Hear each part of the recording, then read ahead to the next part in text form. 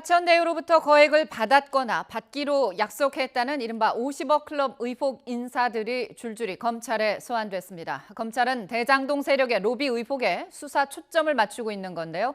일부 인사의 경우 재소환 가능성도 나오고 있습니다. 취재기자 연결합니다. 손효정 기자. 네, 사회 일부입니다. 네, 검찰이 어제는 곽상도 전 의원과 권순일 전 대법관을 동시에 소환했죠. 네, 서울중앙지검 전담수사팀은 어제 곽상도 전 의원과 권순일 전 대법관을 불러 늦은 새벽까지 고강도 조사를 벌였습니다. 진술조서 열람 시간까지 포함해 곽 전 의원은 17시간, 권 전 대법관은 12시간가량 조사를 받았는데요.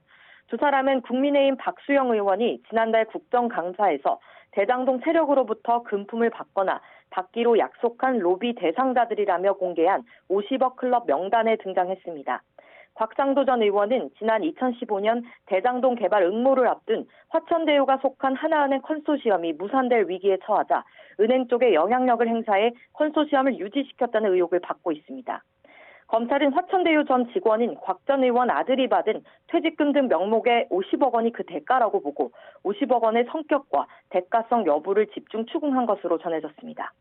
어제 오후엔 화천대유 고문으로 재직하며 한 달에 1,500만 원씩 보수를 받은 권순일 전 대법관이 검찰에 출석했는데요.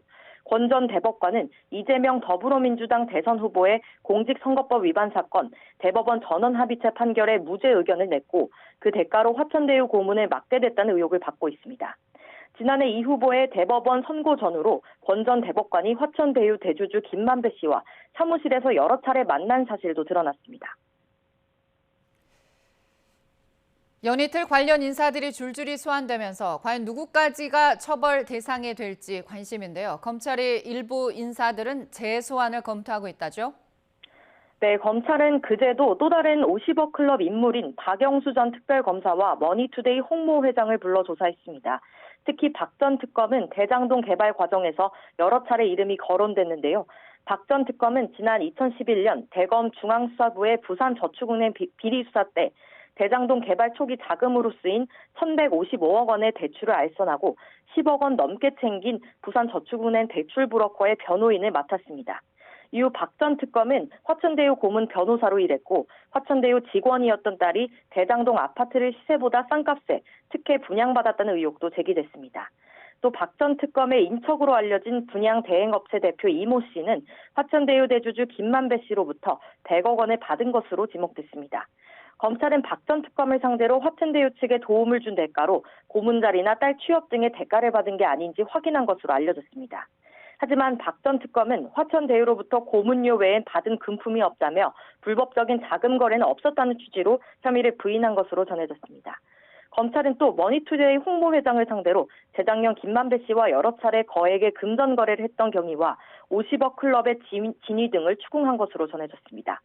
이로써 검찰은 50억 클럽 명단의 주요 인물들을 한 차례씩 불러 조사하게 된 건데요.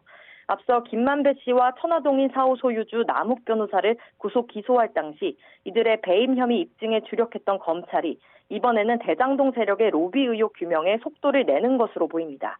특히 검찰은 곽 전 의원 아들과 하나은행 관계자를 2차례 이상 조사하고 자택과 은행 본점을 압수수색하면서 곽상도 전 의원이 화천대유 컨소시엄에 관여한 정황을 포착한 것으로 전해졌는데요. 검찰이 의혹 전반에 여러 차례 이름이 등장하는 박영수 전 특검과 함께 곽 전 의원을 추가 소환할 가능성도 제기됩니다. 이후 검찰은 곽 전 의원 등의 신병 처리 방향을 검토할 것으로 보이는데요. 그 이후 검찰 수사는 성남시나 시의회를 상대로 한 대장동 세력의 로비 의혹으로 확대될 것으로 관측됩니다. 지금까지 사회 일부에서 YTN 손효정입니다.